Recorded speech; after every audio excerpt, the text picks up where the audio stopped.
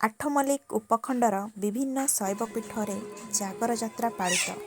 ଅନୁଗୁଳ ଜିଲ୍ଲା ଆଠମଲ୍ଲିକ ନିର୍ବାଚନ ମଣ୍ଡଳୀର ବିଭିନ୍ନ ଶୈବପୀଠରେ ଜାଗର ଯାତ୍ରା ଅନୁଷ୍ଠିତ ହୋଇଯାଇଛି।